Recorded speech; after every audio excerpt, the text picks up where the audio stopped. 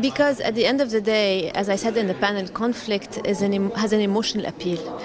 All conflicts are driven by emotions and not by rational considerations. People don't get mobilized for rational reasons. And therefore, women have a role to play because first, conflict is not instigated by women, it's mostly men who are part of the conflict. So they're perceived more neutral, but they're also perceived more non-threatening. And therefore, the men involved in the conflict can show their vulnerabilities much more and their weaknesses much more to women, and they can build trust with women as a mediator much more easier than men.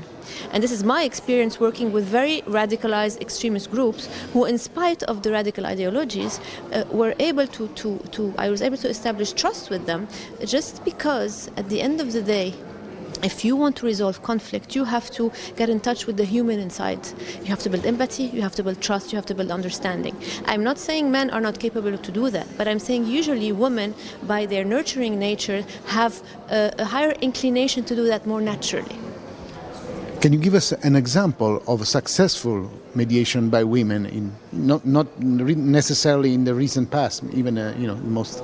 But I can give you the example of the work that we've done in the north of Tripoli between Alawites and Sunni fighters who have been fighting a sectarian, ideological, political war for years. So I came in as mediator with obviously not alone, and we have managed to bring in people, reintegrate fighters who have been fighting in Syria with ISIS, in Iraq and in Afghanistan, and bringing them together, reconciling two communities who were at war through obviously a whole program. But it's not just about the program, it's about through be able to build trust with them that I am here because I care and because I want to help and because I want to understand.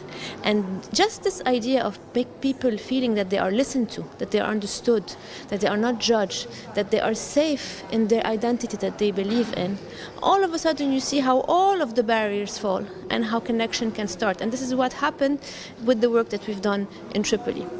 Well, there is talk of a ceasefire, so we are hoping for this ceasefire. But for me, the biggest concern is what happened after the ceasefire in Lebanon, because the problem is that the social contract of the different fabrics of Lebanon is disintegrating. So the problem is between each other. Because since the civil war, we have not had a proper truth and reconciliation process that has been bottling up with the additional recent conflict with amount of anger, mistrust among the different communities. And this war has just amplified all of these angers. But if we are not able to sit together without wanting to score points or judge one another, to understand, to listen, to have empathy, to listen to other point of view, and to agree that together we want to build a Lebanon that is for all, where diversity is respected and is cherished, then I would be worried. But I think that this is the most important step that we need to do.